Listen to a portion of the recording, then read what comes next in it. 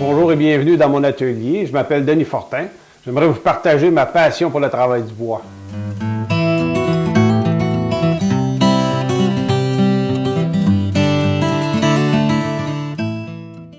J'aimerais vous parler un peu des assemblages traditionnels.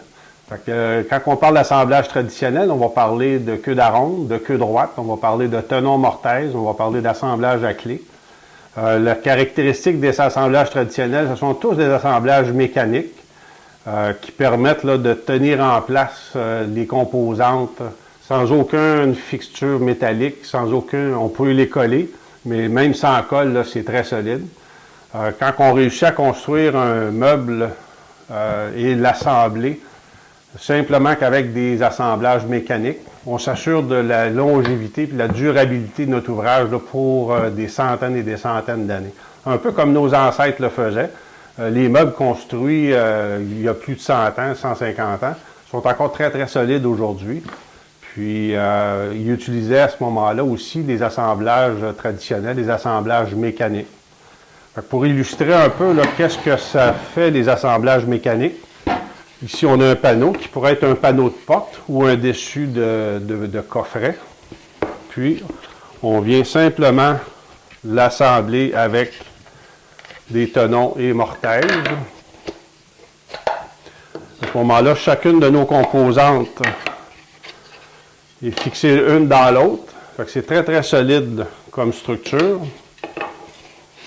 Puis, dans ce cas-là, ici, le bâti du coffre a été fait avec des queues droites. Ici, je peux complètement désassembler mon meuble.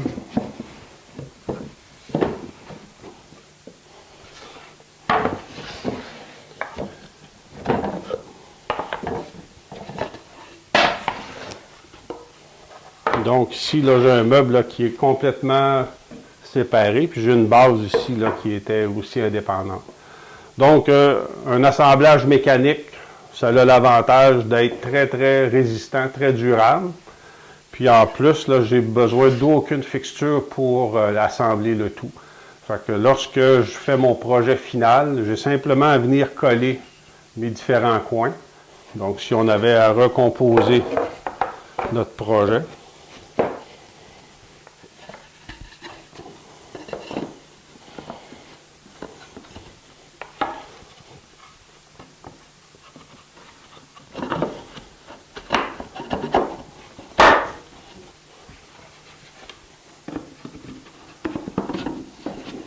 Tout s'emboîte parfaitement un dans l'autre.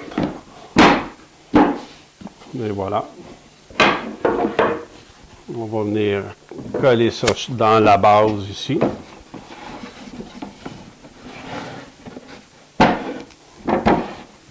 Puis on va recomposer le panneau du dessus.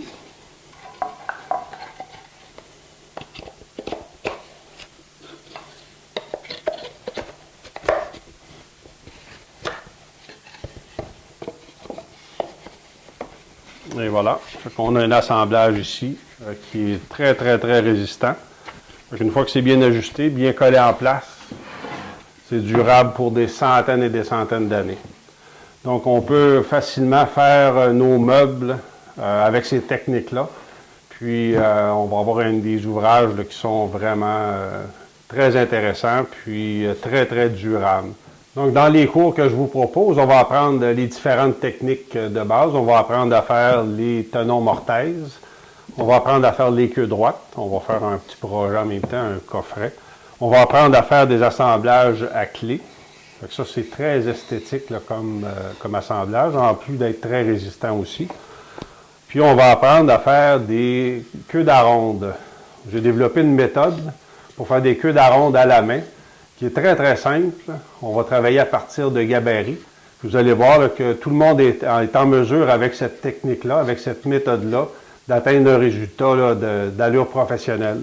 Fait qu'on est en mesure de faire des assemblages à queue d'aronde qui sont vraiment très, très solides, puis très bien ajustés aussi, là, comme le font les professionnels. Fait que c'est une petite méthode là, qui est facile à apprendre, puis qui fonctionne très bien. Dans les queues d'aronde, on va apprendre aussi à faire des queues d'aronde recouvertes qu'on va utiliser principalement dans la fabrication de tiroirs. En façade, on ne voit pas du tout l'apparence de la queue, mais au niveau mécanique, on a vraiment une résistance là, qui est très très forte sur le côté ici là, du tiroir.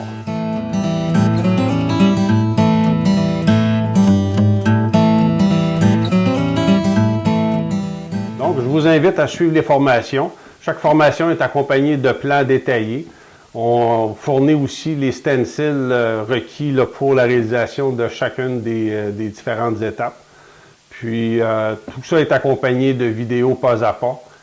Fait que, si vous avez amplement d'informations, un peu comme si vous étiez dans mon atelier, là, où je vous accompagne pas à pas dans l'apprentissage de chacune des différentes techniques.